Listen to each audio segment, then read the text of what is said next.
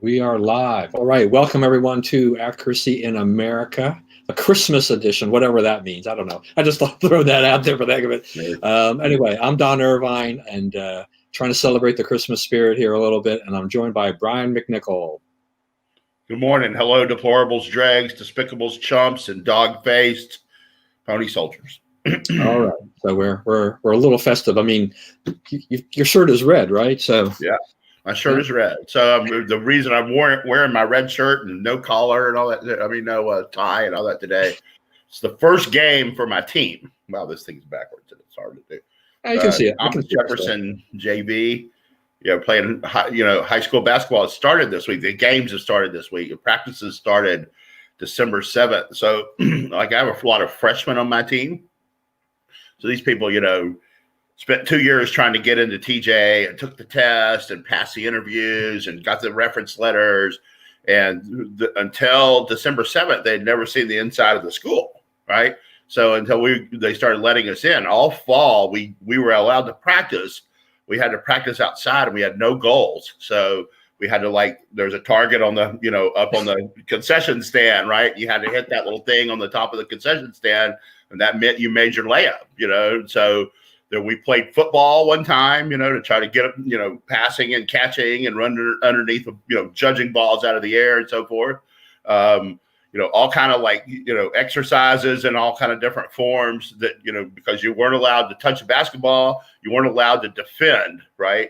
So then in December, they let us start practicing. And then this week, the games have begun. It was the first high school sports anywhere in the DC area because there's a few private schools that were playing basketball a week or so before us, but, there was no fall sports around here. They plan to play fall sports after winter sports. So, the first football games will be, early to mid-March, when it could be quite cool outside. Yeah, it just won't feel the same of playing football in March versus playing football in September, October, November type of playoffs in May, it'll be kind of different. But I mean, that's the way our world has been for this past year, really, is that our expectations of, the norms of when sports are played have been totally upended, how the schedules go, et cetera, et cetera. So, we had sports converging, professional sports they were competing with each other, right? I mean, right. They normally there's a little bit of a gap, but everything got squeezed into a very short period of time there. So it's been a very unusual year, to say the least.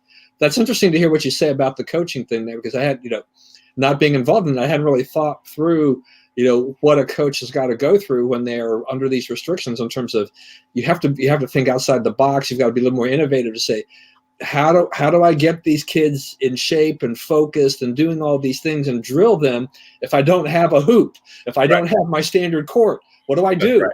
The varsity coach at our school did a real good job of keeping it interesting and different and, changing every week and so forth.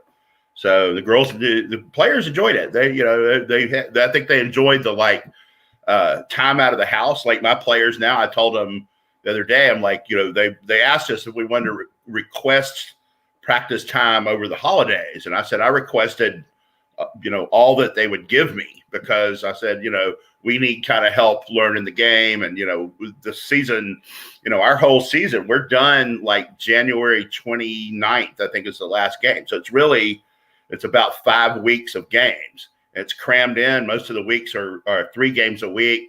So now once we start going, there won't really be a lot of practice. It'll mainly be games, right? So, I told them, I'm so I requested, you're going to be practicing all over the holidays. And they were all good, because, you get out of the house, you get to run around, you get to go somewhere, because otherwise, even people like us, your world starts to get small, right? You're in the same places every day. You can't go very far. You eat all the meals at home, So, I mean, it gets, it's a nice change to be out there and with other people. And these teams are small. A lot of these programs, the whole, varsity, junior varsity freshmen, they will have, 30 people or fewer, There's not a lot of kids tried out. I only have 8 on my team because they don't, people are worried about it and, they don't want to play. So The people who are out there are, there's some opportunities to be had. Some people who might not have played a lot this year are going to get a lot of playing time because, there's, on my team, everybody's going to play a lot. Just out of curiosity, I mean, how many games will you wind up playing in your regular season, that type of thing like that, then you're expecting? Last year we played 16. This year I think we played 12. So it is mashed a little bit. I don't think the varsity schedule is much shorter. I think the varsity schedule is, I think they play 24 games and they have like 21 or 22. So, all right, that's not too bad. That's and all that. All right, so we've got Christmas in just a couple of days. You're not traveling, which is kind of unusual, I guess, for you guys. You'll be it keeps coming up in my mentions, packing the car, driving down the road. Here we are in Tennessee, So you've got a quiet Christmas planned with just the four of you then? Well, a family invited us over, and we're gonna go over there and eat and so forth. One of my good friends, I think he felt sorry for me, and he's I'm glad, he's a good guy to feel sorry for you because he's a very, very good cook. So I suspect that we will be well fed by the end of that day. Yeah, it was just going to be my wife and myself, and then last night she wound up inviting a Korean guy who doesn't have any place to go that we have just recently met. So he's gonna drive over there, and afterwards she was kind of like, what have I gotten myself into? Because she wasn't planning on doing it. Now she feels like, all right, now we've got to do a little bit of decorating. We got to get the house clean. Yeah. All the things that we were just going to lounge. We weren't going to make a big deal of this, and that was like, okay, now we got to make it look good. Right. It is going to be a very, I think, subdued Christmas all over the country. There's a lot, not as much travel. A lot more stay home, small groups. Yeah, I mean, our December has usually been filled with trying to entertain others, either people we know from church, in our congregation, or these missionaries that I've been involved with, the older couples that have been out here. But we can't do that, and there are actually hardly any. Most of the older couples were sent home for COVID, so it's just kind of this void of where our routines, the things that we kind of counted on in December, we're not doing, and it's just a very different feeling. So I'm hoping that 2021 brings a very different feel for all of us. All right, time to move on to the real issues of the day. All right, so I want to talk about this the stimulus package here. So this has been going on for months in terms of the size and who was going to vote for it and all these kind of things like this. So then all this hoopla comes up that, Congress, the Senate, they basically have agreed to pass this $908 billion COVID relief bill, and then they've tied it, I guess, to the government spending bill to continue the operation of the federal government. So it's like $2.3 trillion total. But boy, this thing is, I expect that there's always going to be some legislation loaded with some pork. I'm very disappointed that they really stuffed it on the COVID, that the chicanery is going on here. And we did have Mike Lee, Marsha Blackburn, Rick Scott, Ron Johnson, Rand Paul, Ted Cruz. They all voted against it, and good for them, because when I think you've seen the same things I've seen, just the bits and the pieces about what's going on in here. This is absolutely insane. Yeah, it is. They have, it's down. Remember, it started out as $3.5 trillion for this, and it was $2 trillion, and now we've got it down. It did get below $1 trillion, so we got that going for us. But it's de minimis on COVID aid, on helping us deal with the economic impact of COVID, and it's big on addressing Democrat wish lists. It's like I read somewhere someone said, what were the things the Republicans held out for in this? What can you say? Hey, the Republicans, at least they went to bat and got X. What is X? I don't know. It's hard to say. It's cost less than it was going to. I guess that's something. But it's where are our initiatives? Where is anything about voter security? Are we just going to pretend all this didn't happen? Because Where's the liability shield for businesses? Right. Where's the liability shield, which would enable all the public stuff to open back up? Schools, DMV, courts, all that kind of stuff could go back to operating if there was a liability shield. People could go back to feeding the hungry. You have these food lines, this like chokehold on the food system because, they can't, there's liability shields. People don't want to touch this because if you spread the COVID, you're going to be in trouble. Yeah, no, I mean, it's just, but I mean, the things that are in there, I mean, so there's money what was it, $10 million for was it Pakistan? Was it the gender program? Yeah. I mean, a lot of the stuff, I mean, you just like, when let's talk about that for a second. Okay. How did that get in there? Because, who is the person in Congress that said, yeah, Pakistan, I got your back here. I'll get your gender program funded. Right? So is it somebody who has Pakistan's back, or more likely someone who has gender program funding back? Yeah. Right. So, because, we need to know, it's like, how did that get agreed to? Because it's agreed to now by most of both houses of Congress.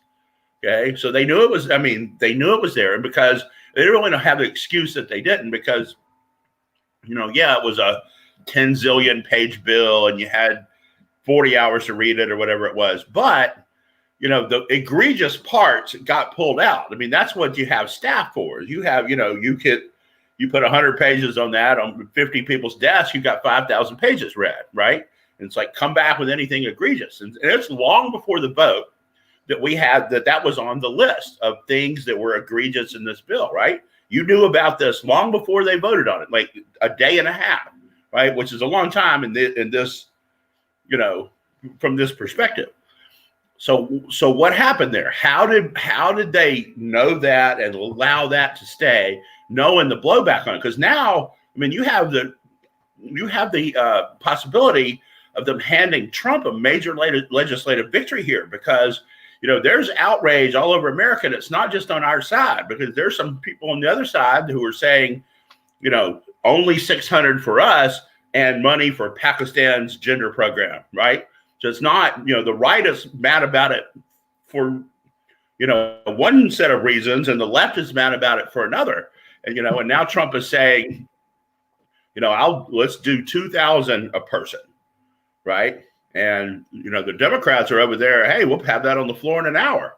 Let's go, So, so what if Trump says, let's do 2,000 a person and forget the other deal, right? I'm not sure that you could get a veto-proof majority to vote for the $900 billion bill, if Trump vetoes it, right? Because all the people on the right, if you plan to be reelected, this is a bad thing to vote for, right?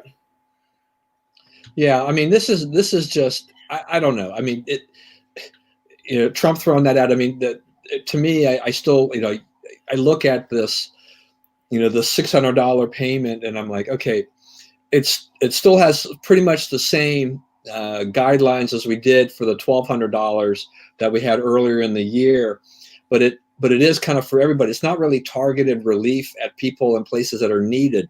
And then this is one of the problems with the bill, is just that, look, I'll take $600, I'll take $2,000 or whatever, but it's not making or breaking me. I'm not destitute. I'm not the guy who's completely lost the job or has, there's no income in the family. There are people who are hurting, and things, and we're not, if it's supposed to be COVID relief, really make it COVID relief. This has not been very, very well done, but typical for the politicians here. Right. Because, because they want to be recorded to have done something. They're not necessarily care about what they actually do, right? And there's a lot of money in the balance here, right? $200 or $600 to everybody in America is a lot of money. So I don't know. I think that Trump is he has a surprising amount of political capital for someone in his situation, right? He's a month from probably being out of office. Who knows what's going to happen on January 6th? I guess that there'll be some kind of showdown then and so forth. But, but he's commanding, half the country right now, and they don't like this bill. And there's a lot of dislike for it on the other side for other reasons. So, I don't think it could survive a veto. I don't think they could override a veto. Yeah, that's what's interesting because, yeah, as you said, the left. I mean, this is one of those strange political bedfellows we're getting out of this. Is that we had AOC complaining early on about the lack of time to read it, but I think you made a good point about this is why you have staff. We realize this is a 5,600 or whatever, 59, whatever the thing, the number of pages were in this thing. So it's a mammoth thing. We've seen bills like this. I mean, Obamacare was massive, and there've been omnibus spending bills have been massive, and there's always stuff thrown in here. But when the country's kind of in this crisis situation, trying to figure out how to help the economy and keep people going under COVID, and then they throw all this stuff in there. Right. And all year you've been saying, we're not going to, the Senate's been sitting over there with the HEROES Act, right, for 7 months now, right? Mm-hmm. House passed it late spring, early summer. Okay. They've been sitting over there ignoring that bill. Why ignoring that bill? Because it has a bunch of grab bag stuff in there that we're not going to spend on when the goal is to do COVID relief, right? We're going to buy COVID relief. That's what people want. That's what we're willing to pay for. Okay. So then all of a sudden we get here to, 3 days before Christmas and let's just give it all to them. Let's push all the chips in the pot. For what? What did we get? What was the payback? Well, and McConnell had done a good job of pushing back, initially on this. So, I mean, what happened? Winning the battle politically, right? Yeah. I mean, it was like Mitch is holding it up. No, Nancy's holding it up. Everybody believed that it was Nancy and not Mitch. The polling numbers on that were overwhelming. But they just, at the end of the day, hey, we're about to win. We can't have that happening. Got to stop that. So does Rand Paul become kind of the new hero on this, trying to come up and say, look, this is ridiculous. This is what Republicans were known for. They were supposed to kind of watch the fiscal clock and all of this kind of thing, and they're supposedly trying to get rid of as much of these earmarks and pork and all these other things going on there. But they've slid back into that, and now it seems that Rand Paul is like, all right, this bill is just disgusting. This is ridiculous. Taking a stand. I mean, I think I don't know how much support he's going to get overall, but I think a lot of people are paying attention to what he's saying. Nevertheless, he's becoming kind of the Trump avatar, right? He's talking about, he's talking about, objecting to the results in the Senate, on January 6th. He's saying the things that Trump people want to hear, and fight dumb stuff and Pakistani gender programs and so forth, right? I'm not going to allow that. I'm going to fight that. I'm going to stand up to that. So, I think there's some money to be made there. I think people underestimate, the political strength. I think there was like $453,000 or something in Ukraine. It's like it's not a heck of a lot of money in the one hand, but I mean, Ukraine. Biden is just giving money to Ukraine. It's like, who thought this was a good idea? Right. And for what? Yeah. No, I mean, and that's the thing. I mean, I get that. My impression generally is there's a lot. These things have been talked about over years. There's always been a lot of different stories come out, but I have a feeling that there's a lot more attention being paid now to all of this excess, all these ridiculous things in here, because it was supposed to be a COVID bill. We'd had all this back and forth going on here. And it took so long. It was in the pipeline getting argued about for so long. Yeah. And I think that people, they're trying to sort this out. Social media continues to play a bigger and bigger game. I mean, what's that Twitter handle? Patriot something. Anyway, one of these guys. I mean, he was posting copies of the pages for some of these things that were stuck in there. Somebody needs to read the bill, all the way through, because obviously a majority of people in Congress, didn't bother to do it. They didn't have their staff do it, and all of this. I'm not, like you said, will there be a veto-proof majority? I don't know. I mean, there's definitely getting to be enough groundswell support, and when you get the left, the liberals involved in this, that becomes a very interesting type of a thing. They're saying like, no, we don't agree with this, with this either. So kind creates an interesting situation for what we'll see. I mean, there's definitely a lot of political pressure because of saying we need to approve this by Christmas. We want people to have some hope for 2021 and whatnot. But I still go back. In reality, I mean, how much does this really help people? When it's just kind of a broad-based thing and not a real targeted thing. I mean, this has been the thing, right, that whether or not it's the unemployment benefits and all these things like this, is that get to the people and the businesses that have been hurt and help them. I would, if the government said, you don't qualify or whatever for whatever reason, I'd probably say fine.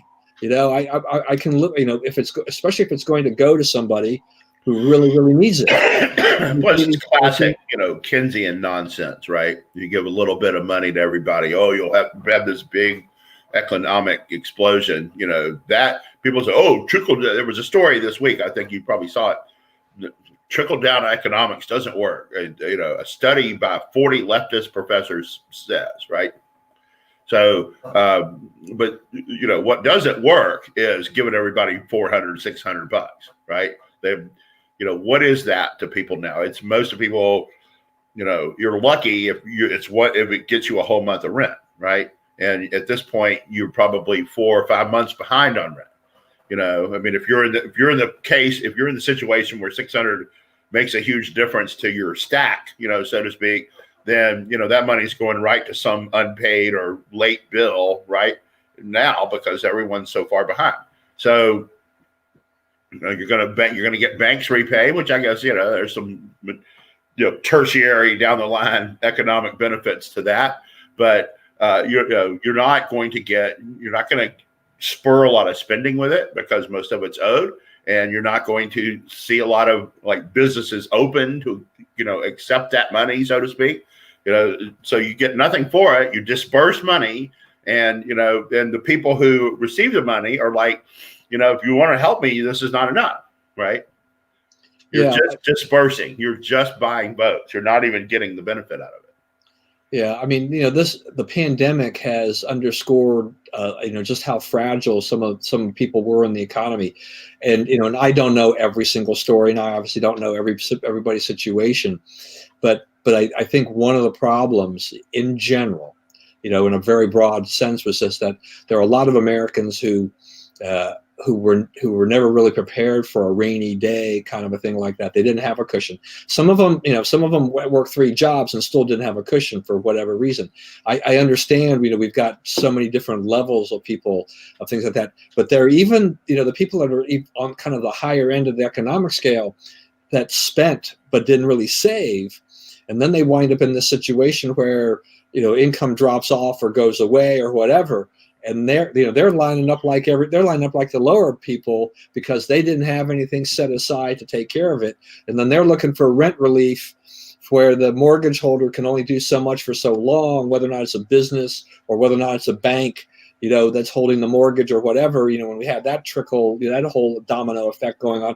Just right. You can only ask the landlords to take the hit for so long, right? I mean, right. For a long time now, we've been saying, hey, landlords, don't kick them out, don't foreclose, don't cash in on anybody. Don't demand the rightful money you have, right? And that's not, how they can't stay in business either. They can't keep offering, this product if people don't have to pay for it. Right. All right. So we got a couple of messages to sneak in here.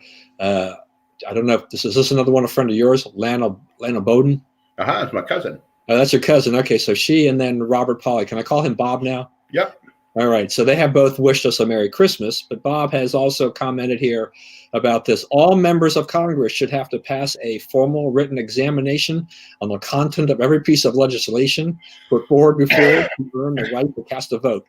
Penalty for cheating, expulsion. so like a Sarbanes-Oxley for Congress. Yeah. That would slow things to a crawl, which also would not be a bad thing, right? Yeah. I mean, that's the thing. The voters, we vote for these people in the theory, I guess, that we entrust them, that they actually know what the heck they're going to do. And they're actually, if they're going to pass or propose legislation, they actually know what the heck they're talking about. And they've actually read or written these things, and that's not the case. I mean, like when you pass a bill like this, and then you've got a bunch of other people like they're complaining about it, but it's like, but you voted for it. Now you realize because of the bad publicity that it's not what you wanted to, and now you're on the other side. These are problems. Right. Well, and the other thing is like, you won't have 5,700 page bills, right? And you won't have complex language no one can make any sense out of, right? If Congress had to read the bill, if the member himself him or herself had to read the bills would be short and simple and easy for people to discern what was going on, because those guys work fast. That's a big job, and there's a lot of bills. Should there be, I mean, just obviously just pie in the sky kind of thing there, but should there be a theoretical limit on terms of how big a bill can be? I mean, in terms of, how many pages? Just because it would, if it, like you said, I mean, if they were shorter in length, it'd be a lot easier to read. I mean, it would get cleaner bills out of this. The advantage to these people who love to stuff these things in there is that when you get a huge bill, you can throw all this stuff in there, knowing that it's going to be, nobody's going to see it. Like you said earlier, everybody's willing to let a little bit go to get their things through and to get this done, right? But now we've got to a point where it's not a little bit we're letting go; it's a huge amount. So I think Bob's onto something there. Is like make people. Make them declare, and then you won't need a rule saying shorten the bill. The bill gets shorter anyway, because, no one's going to want to sit down. None of those members are going to sit down 2 days before Christmas and read a 5,600 page bill. They're not going to do it. So then you just have to say 120,000 for item X. Do we like item X? No, we don't. X, get it out of here. So you can really simplify and force focus onto the process, right? This shouldn't have been about anything but COVID relief. And it's not at all about COVID relief anymore, because, as he says, you don't have to read the bill. And Merry Christmas to Bob and to Lana. All right. And so, what's the deal with Rand Paul? I mean, I don't even know how many years he's done this Festivus report. I love how he just calls it the Festivus report to begin with. But I mean, he's out there trying to expose all of this stuff. Yeah. And again, good on him. Somebody needs to do it. Somebody needs to keep reminding us where those tax dollars end up. Is he kind of the successor to Tom Coburn in that sense? Yeah. And who was before him? He got from South Dakota, right? Who started it? Proxmire. Oh, well, he was from Wisconsin. The Golden Fleece or something like that. Yeah, I mean, that's the one thing. I mean, I can't say I was a huge fan of a lot of things that Proxmire did, but this was one of those things. Is you've got a Democrat, right? I mean, doing this. Liberal Democrat.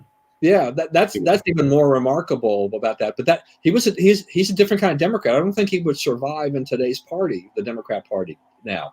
I mean, they're just big things have changed. The Scoop Jacksons, those kind of people. I mean, I think about like not necessarily Huey Long, but Russell Long. Yeah. No way. And how long did he hold a Senate seat? Bennett Johnston, another Louisiana senator. Those guys couldn't win an election today. Yeah, things are very, very different and all of that. But yeah, I mean, good for Rand Paul, and I think he's a lot of these senators. I mean, and congressmen. I mean, they their reputations among conservatives or the popularity kind of ebbs and flows a little bit. I think Rand. We tend to overreact to some stuff too. Yeah. Yeah. I mean, Rand is still a libertarian at heart, I guess, and that's why you get a lot of different things all over the board. But by and large, I mean, he's a good guy for this. I mean, he's trying to get some accountability here. And I'm glad that, we had some Republican senators stand up for this. Yeah. And just put their name on the record about this. And that gives me some hope about the future. So it's a growing kind of list. It's small, but it's growing. It used to be 1 or 2. Now you're up to 6 or 7, Right. Moving in the right direction. Yeah. All right. I want to talk a little bit about what's going on here with COVID and all this. So Montgomery County now is in a indoor dining ban. Anne Arundel County tried to do this. The county executive put forth an order very similar to that, but the restaurant owners came and they went to court and they got a temporary stay, I think, until like December 28th or 29th or something like that, because the judge was not convinced that the county executive had a good reason to do this. So apparently, I think the Montgomery County group is also is doing the same thing, and going to and taking County Executive Mark Elrich to court on this as well, because I have seen very little evidence that dining indoors, for the people who do decide to dine indoors, that has created a problem with spreading the coronavirus. There are other places. Right. Supposedly, it's less than 2% of the cases are spread in restaurants, bars, and restaurants. So the other thing about Montgomery County is, I'm not sure, is it Elrich who's done this or the health minister? Because you have health guy, Travis Gales. Yeah, and so he's the one. At one point he said he told all the even private schools in Montgomery County that they couldn't operate because in school class, and the governor had to tell him that he didn't have the power to do that. So that's a very ambitious person who's taken advantage of the situation to assert a lot of power he may not have. And I'm not sure that I'm not sure what's going on in Montgomery County, whether it was Elrich or him. But, as an unelected official, he definitely doesn't have the power to just make these sweeping declarations. And it's time for this. A very important part of this is, it's time to say, okay, show your scientific cards that each, intervention you're imposing on us actually does something to reduce the spread. Because if you can't, then you need to stop doing it. Right. I mean, I think on my phone, I think I've got an app, or I did something. I think I signed up to the state of Maryland so that they can, if I do get somewhere near, a contact tracing, they can let me know whether or not I've been, potentially exposed or whatever. I've never received any kind of notification, I just don't see, what's going on. My wife and I don't eat out a lot, but we have our favorite little, casual dining, Mexican places, Cafe Rio, which is started out in Utah. And so, at least a couple times a month we would eat over there. But because of the COVID stuff, a lot of times we were like the only people actually dining in. Almost everybody else was carrying out. So, they're being penalized when hardly anyone is dining in anyway. Because they don't want to stop the spread. It's not happening. And it's just, at least we went yesterday, and I wasn't sure how it was going to work out, because at the beginning of COVID, you couldn't walk into the restaurant to order. You had to, you had to either order on the app, or you had to, or an employee came out and took your order and then went back in and came back out. And it was a very arduous process. It took forever, it seemed, to get everything done. Yesterday, at least, we could walk in and choose the ingredients or whatever, and and walk out. So it was much more efficient, to go through there and do that. So I'm glad that we can still do that.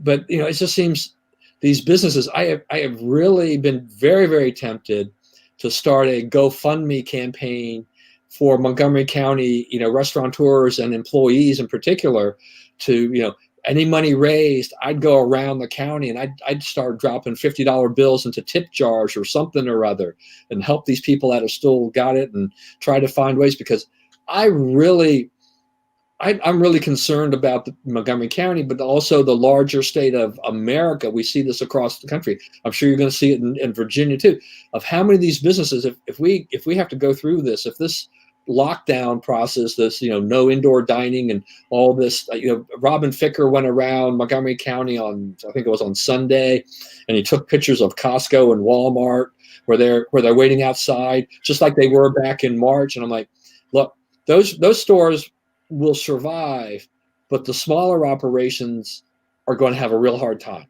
Yeah, we are making policy on behalf of big business, in many cases directly against small business. And you got to ask why that is, right? We want, the government seems real interested in Walmart succeeding in selling groceries, right? There's even other grocery companies that are getting less favorable treatment. But I mean, Walmart, they really seem to want Walmart to have a go of it, and whoever they knock out of business, they knock out of business. So, why is that? Well, how did Walmart get that treatment? Why are we, is it okay to go there? They were one of the last people to impose a mask mandate. Remember, they did, and they took it back. And then it was a long time before they put it back on. And I think it was only when local governments required them to. So, the government, it is siding with big business against small business, and ramifications of that. I mean, that's not a way to build, wages, right? That's not a way to build entrepreneurialism. That weakens the whole country. Right. I mean, this is the thing. I mean, I'm not against the Walmarts or the Costco's or whatever. I mean, they're there and they're needed and everything like this. But there is a little bit of it kind of reminds me of the economic crisis about from 2008, 2009, kind of the too big to fail almost, is that the government is picking the winners and the losers in this battle. Right. And the losers are the small businesses. And yet, as you said, this country, this economy is not built on the back of the Costco's and the Walmarts and of the world. It is built on the small guys, these people who employ all these people, these restaurant groups, these franchise owners or whatever, the people who start the local restaurants, and then next thing they know, they've got 5 various types of food types, restaurant types or stores or whatever in the area. Those are the people that create jobs locally, the tax base, all of these things that spur the economy. The Walmarts and the Amazons of the world, they employ a lot of people, but that's not the backbone of the economy to me. I mean, that doesn't expand the economy overall. I mean, and the pandemic has definitely, created a much larger divide between this. I mean, Costco, Walmart, Amazon. I mean, if you were a stockholder in those companies, back in, January, February, you have done very, very well. Right. Your packages, you're talking about mailing packages, for Christmas. That's normally, you got to get them in the mail early because of the Christmas rush. The Christmas rush began in March this year, and it has not subsided. Sending packages. So, they really don't have that excuse at this point. But, you're talking about, who's selling through the mail, Amazon, right? Mainly. And, there's a few others out there, but, that they've raked through this, right? They've absolutely made tons of money selling stuff at home. Yeah, no, I mean, and this is the thing. I mean, I kind of wanted to get into the packaging just because of I wanted to mention the Postal Service, your favorite organization. But let me just catch this. You talk about, so FedEx, they had a relationship with Amazon, which they ended. Wall Street analysts were actually very concerned that this was going to hurt FedEx's business. But then the pandemic came along, and FedEx, I think their stock has more than doubled this year or something like that. I haven't watched it that closely, but it's gone up by a very large margin. UPS has done very well. Their business is booming so much, they limit who they're going to pick up packages from on the big businesses.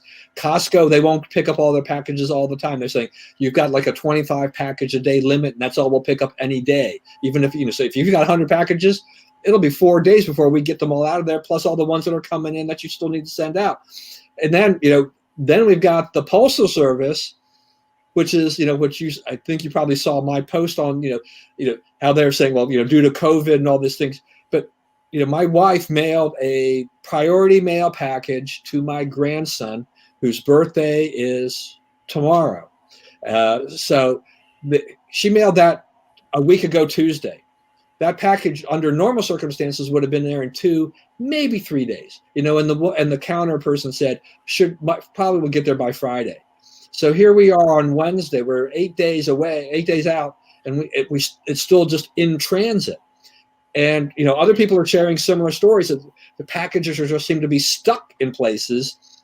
The post office is, I don't know. I mean, they're a royal mess right now. I mean, they weren't great before, but all this volume and everything else is just. The guy was trying to fix it, and Congress stopped it because they were worried about cheating in the election. Which, stop and think about that, right? That's what they said. Yeah, I mean, I don't know when this package will ever arrive. I think my daughter, I alerted my daughter that it says, we mailed this package and Carson will get it sometime. And she goes, well, probably by 2021, right? I mean, Right. yeah, Kind of approximating Christmas. we still have what 8 more days or whatever. Wait a minute, today is actually I lost so much track of time. This is my grandson's birthday. Yeah, well, happy birthday to him. I lost the day in here somewhere, but this is just how I mean, he won't get all upset about it or anything like that at his age, but this is just the way things are. It's just this craziness. You just don't know. I mean, I think I posted yesterday too, is that I ordered just some batteries off of Amazon I need for my garage door opener thing sensor, and this is one of those cases where they're not really sure what's going to happen, so they give you a timeline that's basically a 7-day window when it might be delivered instead of the normal 1 or 2 day window. Now they said they shipped it, and then I get an email later on that day, yesterday, saying it's been shipped. So I'm like, well, this will be interesting to see. It's like they said they shipped it, but they're giving me a delivery dates between December 30th and like January 5th. So eventually, huh? And because they're just those coin batteries type of thing like that, it's probably going to come through the Postal Service, right? And that's where the great unknown is. I mean, it may actually get here by the end of the year. I don't know. This is just the insanity of it. This is just 2020 has been a year that has been totally unpredictable. We just never know what the heck's going to go on here. So vaccines are rolling out pretty fast. I don't remember the last number I saw on how many people have been vaccinated, but it's a pretty good number and it's going up pretty rapidly every day. The bigger debate now seems to be who gets it first. So we have in Congress, we had AOC, she rolled up her sleeve, and her fellow squad member, Ilhan Omar, just criticized her for that, right? Because, AOC is young and healthy. Why is she getting this? Right. That's right. I guess she was trying to show trust in it, right? Right. I don't know. I mean, I don't have a problem with that in the sense, I mean, the reason that a lot of those politicians were doing it is that they want to show the public they have faith in this vaccine, and we're going to be out there and we're going to take it, and so should you. Right. And I think, in that, considering that, AOC is kind of an important, person to do it, because there's a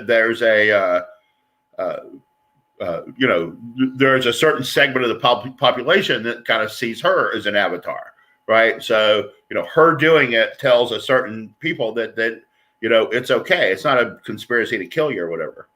So, right. I mean, you've had it. I mean, if offered, will you take the vaccine? Yeah, yes, but I suspect I will be toward the back of the line because, between having had it and had a flu shot, I'm supposedly as close to not needing it as anyone around. So, but yeah, if it comes to my turn, I would do it. Yeah. Yeah. And then I think Massachusetts they've said that they're going to vaccinate the prison population ahead of people in nursing homes because of that. These are interesting debates to have, because on the one hand, I can see there are a lot of people that are saying like they're prisoners. Why do they get it's court order? That can end up being a really expensive decision, right? If you get that wrong. But the thing about this is that kind of sort of the problem with what they're saying is, half the people who die of COVID are 85 or over. 2/3 of them are 75 or over. So, it is important to put the older people at the start of the line, right? They're the ones who, if they catch it, are at the highest risk. Yeah, and I really don't have a general problem with the prison population kind of thing, because only from my impression may be wrong, but it may be right, which is that you're talking about crowded conditions in most cases. They're probably not going to be the cleanest spaces in the world. There's a lot of interaction with a lot of things. I mean, I'm sure that they're trying to figure out how to practice some social distancing, but there are limits when you're in a prison. Right. So yeah, and as I saw a doctor, one of the regular doctors that appears on Fox, she was saying that this is where do the prisoners go when they're really sick? They don't just stay in a prison hospital. A lot of times they get sent to a mainline hospital. So then they're part of it. Then they get exposed to the general population. So if you vaccinate them, this is a good practice. But those are things I think every state, they have to make a decision for this.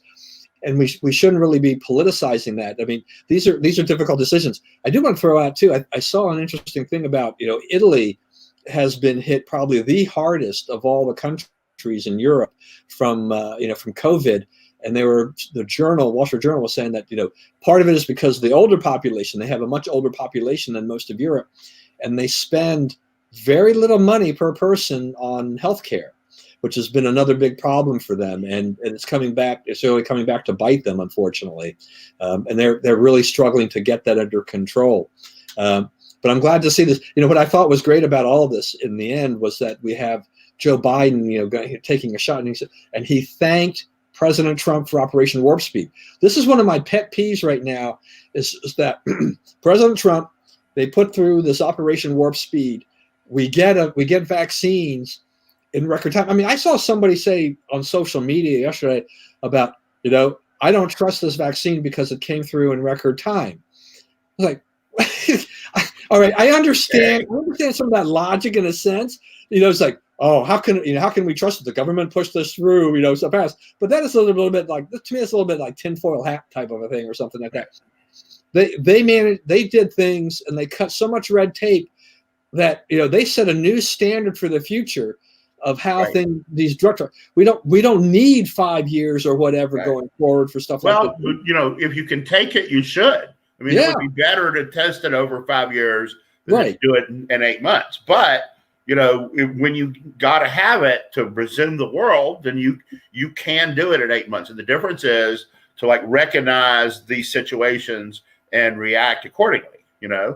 Right. And there was definitely high priority for this because we needed some kind of solution, or at least something to put people's mind at ease that we think we have something that will take care of most of it. So, like any other thing, it's just that, there's some people who've had some severe reactions to it, but that's going to happen because all our physiology is different, how we react to things.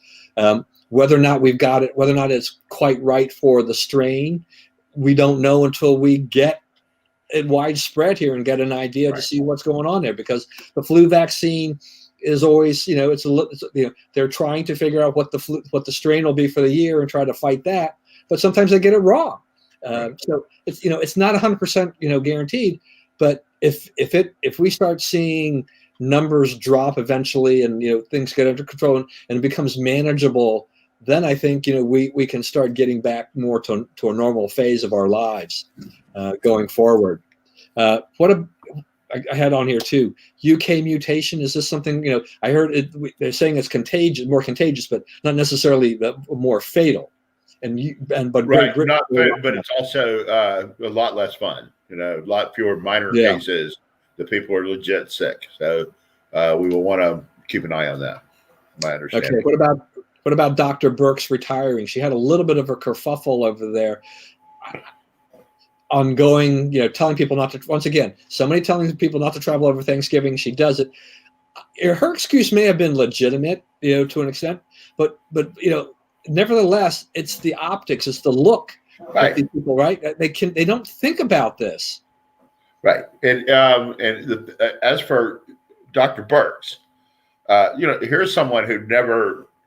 The job she had before this happened was somewhat high profile in terms of people in that industry, right? But in terms of what we think of as a high profile job, no one knew who these people were before this happened. No one knew who Dr. Fauci was, and he's been the president's top man now for 5 presidents, right? Before this. So I think the spotlight was wearing on her. And I think that was evident from early on, that she was not comfortable with that much receiving that much attention. There was all the written about her scarves and so forth. And, I think that she's been looking for a place to get off the train for a while now. And I wasn't surprised to see that happen. What about Biden? He made some remark about I guess to the effect that it was going to get worse before it was going to get better or something like that. COVID? Yeah. So, I mean, the winter months are flu months. If you look at the graphs of when these kind of viruses transmit, on the 18th week of the year, they almost all disappear. And it doesn't really matter what kind of virus or what kind of weather you have. When you get to the 18th week of the year, it pretty much disappears. And, from now till the 18th week of 2021, we'll be in a hot zone for it, for transmission. So, I mean, is there any political ramification from this? I mean, with people who voted for Biden or thinking that that the virus, that Trump and they totally mishandled that, and that electing Biden was going to be the panacea, was going to solve it. He comes out and he says something like this, which is a legitimate statement in the sense of like, we're in the winter. This is going to happen, and Right. I mean he's being realistic. We're Democrats, kind of pie in the sky, thinking that.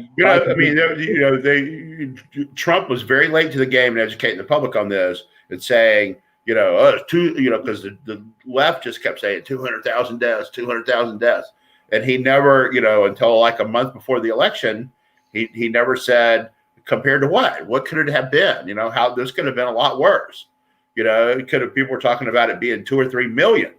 And we're in the low 100,000s. We did a pretty good job of limiting the deaths until we learned to treat it, and then restoring the economy at the same time. They actually did a real good job, but they don't get credit for it because they didn't raise the question of compared to what. No one ever asked a Democrat, what death level would you have said? Okay, Trump did a good job here. If it had been 2,000 deaths, if 2,000 people would have died of COVID, would you have said, yay, Trump, he did a good job, I got to admit? No, you wouldn't. You'd have said, that's a horrible tragedy, and he's an idiot, right? Because it was being used as a political tool. It didn't matter what the numbers were, So how much of a, if any, did this, Chinese government cover-up, that has been reported, like, affect all of this, right? I mean, they really, they really did try to tamp that down and keep this from getting out. Doesn't that affect our ability to actually figure this out and jump on this early as we need to? Right. And the difference that got made, we figured out that China was the problem pretty early. Okay. So we canceled the flights from China, right? That was a big subject in the debate, in the campaign too.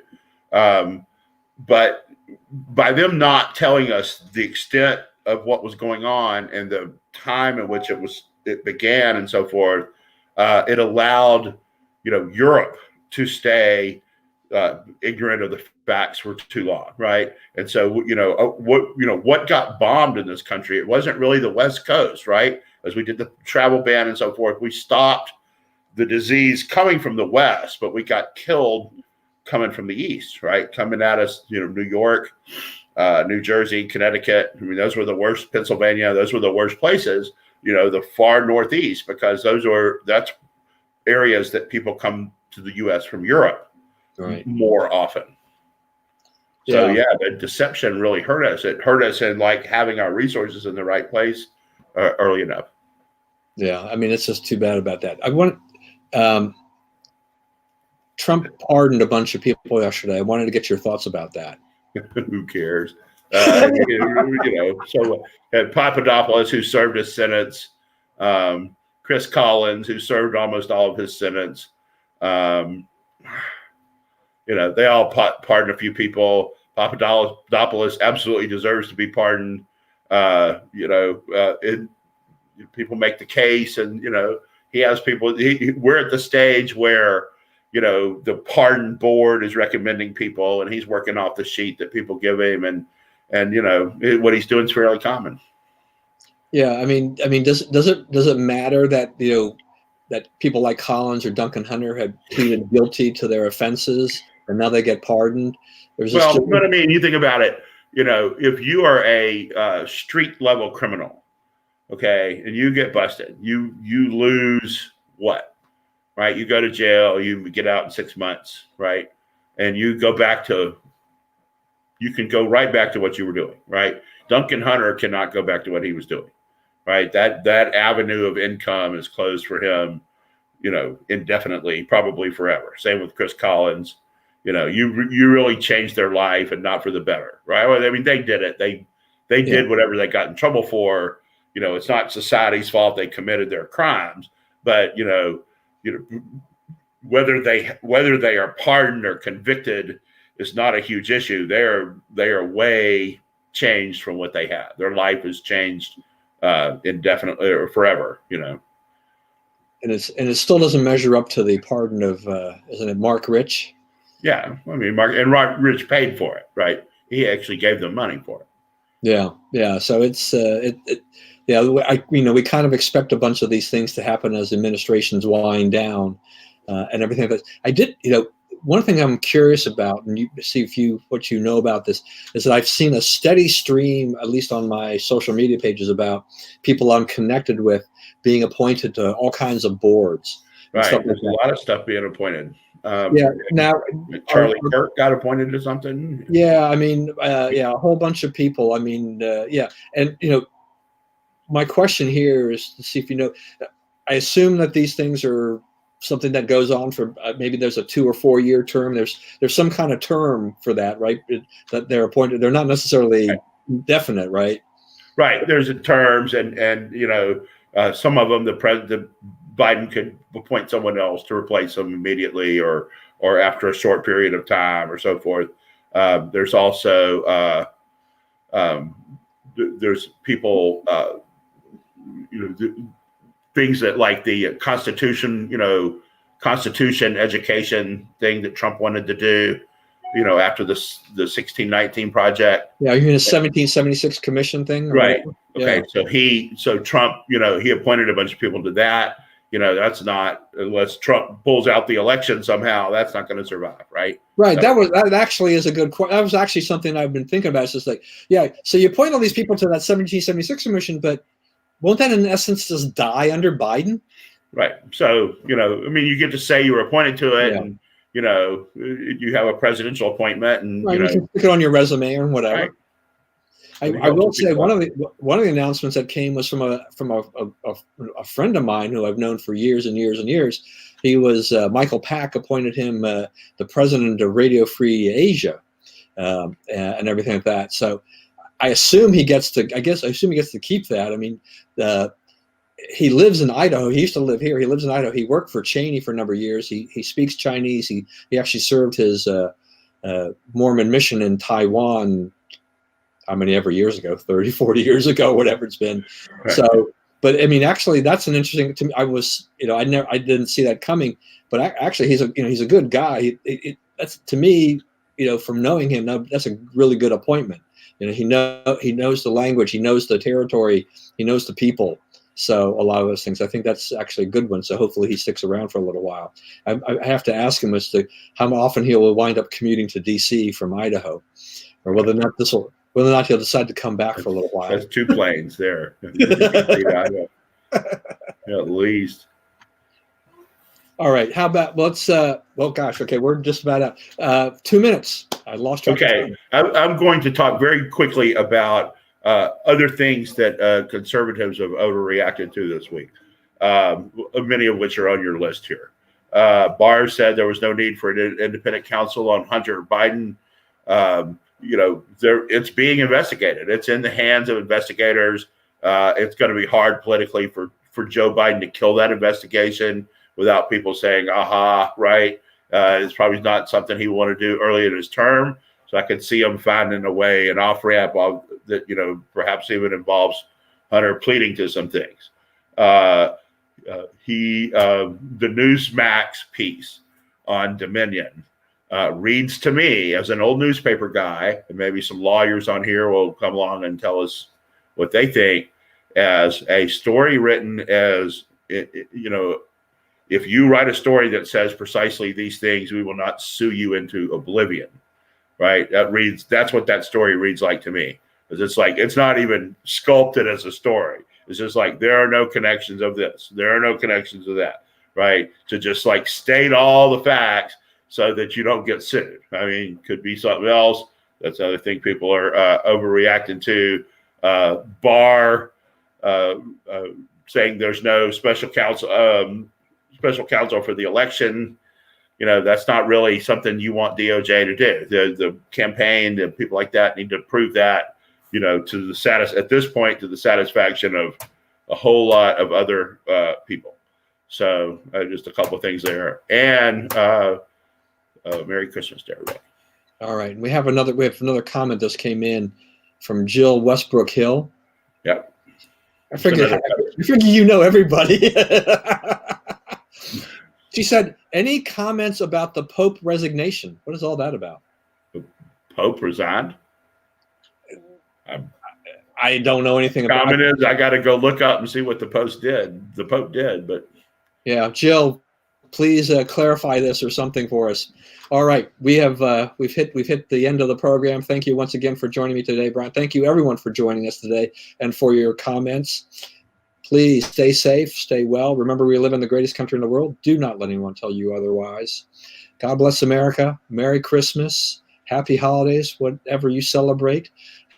Have a happy one. We're heading into just a wonderful time of the year. And so let's enjoy it, right? That's right. All right, we'll see you around, everyone. Thanks for joining us. And she wished us a Merry Christmas. Okay. All right.